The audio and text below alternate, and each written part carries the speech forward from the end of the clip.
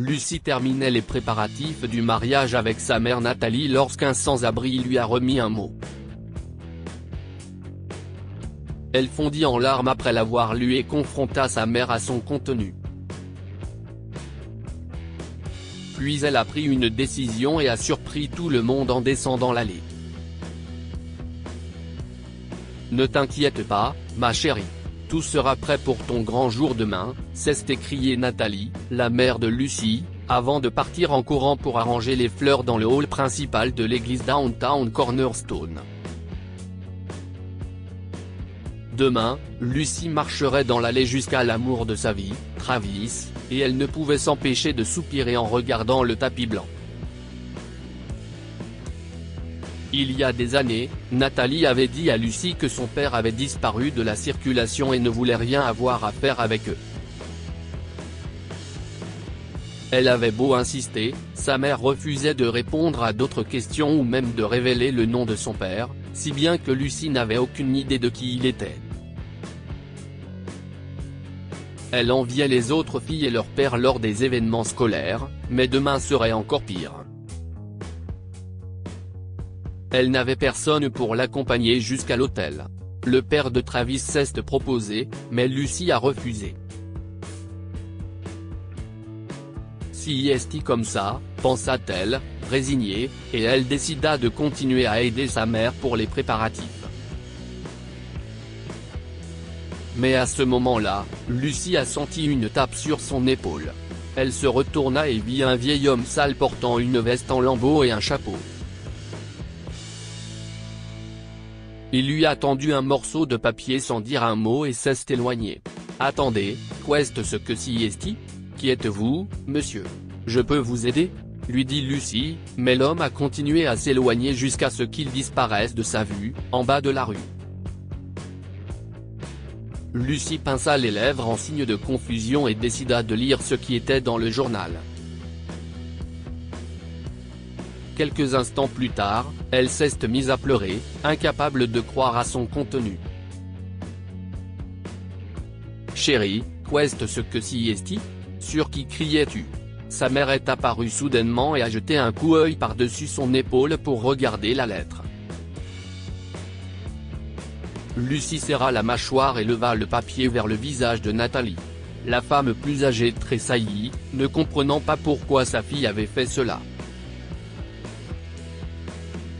Un homme est entré et m'a tendu cette lettre. Elle dit, « Félicitations pour ton mariage. J'aimerais pouvoir être là. Je t'aime, papa. Tu peux m'expliquer ça, maman ? Mon père est un sans-abri ?» dit-elle, de plus en plus en colère à chaque mot. Elle tenait toujours la lettre en l'air, mais Nathalie l'a arrachée de ses doigts pour y jeter un coup d'œil. « Je ne peux pas croire ça », chuchota la vieille femme, couvrant sa bouche après l'avoir lu. « Est-ce vraiment mon père ? Il a vécu à Seattle pendant tout ce temps et tu ne me l'as jamais dit ?» a hurlé Lucie alors que sa colère se transformait en désespoir et que les larmes commençaient à couler. « Lucie, je ne sais pas quoi dire. Je n'ai pas vu cet homme, mais si est-il peut-être lui, bégaya Nathalie. Tu m'as dit que mon père était parti et qu'il ne voulait plus rien avoir à faire avec nous. Cet homme avait un visage qui exprimait beaucoup de douleur et est clairement venu ici pour une raison. » a hurlé Lucie à travers ses larmes, levant le bras et pointant du doigt la rue. « Ne crie pas. Arrête pour que je puisse t'expliquer », s'exclama Nathalie en retour. Lucie a essuyé une partie de ses larmes et a croisé les bras, attendant ce que sa mère allait dire. Quand je suis tombée enceinte, ton père a perdu son travail et n'a rien trouvé à l'époque. J'étais la seule à travailler, et j'avais des poussées d'hormones. Je n'ai eu assez d'être le soutien de famille alors qu'il restait à la maison toute la journée, alors je l'ai mis à la porte. Ça n'explique pas grand-chose, a rétorqué Lucie. Pourquoi ne t'a-t-il pas recontacté ? Je ne l'ai pas laissé faire. Je ne voulais pas de lui dans ma vie. J'étais convaincu qu'il valait mieux faire les choses seul que d'être avec un partenaire inutile. Il a essayé de me faire changer Davis plusieurs fois, mais je n'ai pas voulu l'écouter. Quand j'ai demandé le divorce, il ne s'est pas présenté au rendez-vous, alors le juge l'a accordé facilement. Je pensais qu'il avait quitté la ville, a dit Nathalie, haussant les épaules comme si cela ne voulait rien dire. Si est incroyable. Donc j'ai grandi sans père parce que tu as décidé d'être parent seul?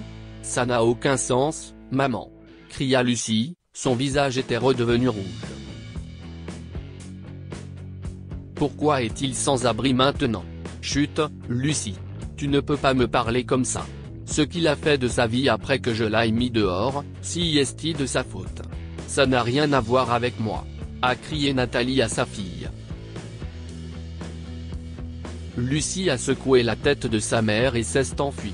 La vieille femme lui a crié de revenir, mais elle ne voulait pas écouter. Tout ce qu'elle voulait faire était de trouver cet homme. Elle a couru dans la direction où il avait disparu et a regardé autour d'elle désespérément. Finalement, elle a reconnu la veste en lambeaux près d'une intersection et l'a appelé. Monsieur. Monsieur. S'il vous plaît, ne vous enfuyez pas. Je veux vous parler. L'homme s'est retourné à contre-cœur, et ses yeux pouvaient à peine la regarder. Lucie a placé une main sur sa poitrine, reprenant son souffle. J'ai lu le mot. Ma mère m'a dit que tu nous avais quittés et que tu ne voulais pas être avec nous, a expliqué Lucie, se remettant à pleurer. Les larmes de l'homme ont aussi coulé et il lui a enfin parlé pour la première fois. Oh, ma fille. Ce n'est pas vrai du tout. Je ne voulais pas partir, mais ta mère m'a obligé, a-t-il dit en pleurant. Que s'est-il passé? Pourquoi ne t'es-tu pas plus battu ou n'as-tu pas demandé la garde de tes enfants? N'importe quoi, a interrogé Lucie férocement. Je n'avais pas d'argent. J'ai perdu mon emploi et je n'ai rien pu trouver. Quand ta mère m'a mis à la porte, c'était encore pire. Personne ne voulait embaucher un sans-abri. J'étais dans un endroit sombre mentalement. Quand ta mère a refusé de me laisser te voir après ta naissance, j'ai fait des choses dont je ne suis pas fier, poursuit lentement l'homme. Je ne pouvais pas sortir de ce trou, et encore moins payer des avocats. Je n'arrive pas à croire que ma mère ait pu faire ça. Je ne connais même pas ton nom. Mon nom est John. Mais Lucie, je ne veux pas que tu sois en colère contre ta mère. Elle a manifestement fait de son mieux pour t'élever. Mes problèmes, ma situation sont de mon propre fait. Je ne t'ai approché que maintenant parce que je me promène souvent dans l'église et que je vous ai vu, toi et ta mère, entrer et sortir ces dernières semaines, a expliqué John. J'ai pensé que tu allais te marier et je voulais te dire quelque chose. Soudain, Nathalie a rattrapé Lucie. Te voilà. Tu ne peux pas t'enfuir au milieu d'une conversation comme ça, s'exclama-t-elle, mais ses yeux se sont élargis en voyant John.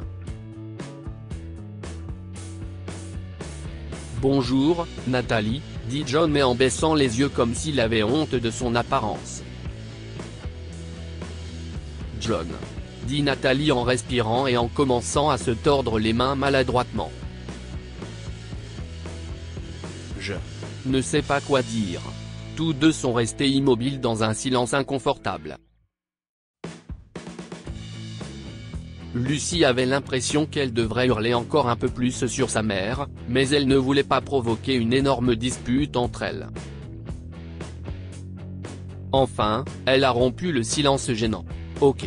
Maman, John, allons chez moi. Allons-y, conclut-elle en faisant un signe de la main pour qu'il la suive. Ses parents n'ont pas parlé pendant tout le trajet en voiture jusqu'à la maison de Lucy. Mais juste quand ils sont arrivés devant la maison de Lucy, Natalie a cédé et a commencé à s'excuser. « Je suis tellement désolée, John. Je n'aurais pas dû te mettre dehors sans aucune explication. Je n'ai toujours pas. Je l'ai juste fait, en pensant que c'était la meilleure option pour Lucy et moi », s'est-elle justifiée depuis le siège passager de la voiture de Lucy. Si est bon, Natalie. Cela fait longtemps, a répondu John depuis la banquette arrière, et Lucy a souri à sa mère en pleurant. Eh bien, ce n'est pas le moment de ressasser le passé. Demain, si est mon mariage, et mon père doit être magnifique pour m'accompagner à l'hôtel. Après cela. Eh bien, nous verrons, intervint Lucy. Natalie regarde sa fille avec surprise mais sourit après quelques secondes. John était d'abord hésitant, mais il a également eu un rictus. Travis attendait Lucy à l'intérieur, et il était très heureux après avoir rencontré John, même si c'était une énorme surprise. Il a ensuite aidé l'homme âgé à se nettoyer et lui a trouvé un smoking pour le lendemain. Lucy n'oubliera jamais le moment où elle est apparue au bout de l'allée en tenant le bras de son père. Tout le monde s'est retourné et leur a souri avec stupéfaction. Ces demoiselles d'honneur ont été particulièrement choquées, car elles pensaient que Lucy allait marcher seule. Mais elles ont souri tandis que la marche nuptiale résonnait dans l'église et que les autres invités prenaient des photos sur leur téléphone. Après le mariage, elle et sa mère ont trouvé un logement et un travail pour John. Lucy a fini par pardonner à sa mère de l'avoir privée d'un père après avoir vu à quel point elle était pleine de remords. John s'est également excusé de ne pas avoir fait plus à l'époque et a travaillé dur pour se remettre sur pied maintenant qu'il n'était plus à la rue. Quelques mois plus tard, il a pu rencontrer sa petite fille, Viviane. Le vieil homme était tout sourire en la tenant dans ses bras, et Natalie gazouillait tout en faisant des câlins au bébé par-dessus son épaule. Lucy ne pouvait pas être plus heureuse. Que pouvons-nous apprendre de cette histoire? Vous pouvez regretter vos actions à un moment donné. Natalie pensait avoir fait le bon choix en mettant John à la porte, mais elle l'a regretté dès qu'elle l'a revu. Parfois, il est préférable d'éviter une grosse dispute. Lucy aurait pu continuer à crier sur sa mère pour l'empêcher de voir son père. Mais elle a vu la situation dans son ensemble et a voulu qu'il passe rapidement à autre chose pour le bien de tous. Partagez cette histoire avec vos amis. Elle pourrait égayer leur journée et les inspirer. Si vous avez aimé cette histoire, vous aimerez peut-être celle d'une femme qui retrouve sa fille qu'elle a donnée à l'adoption 17 ans auparavant.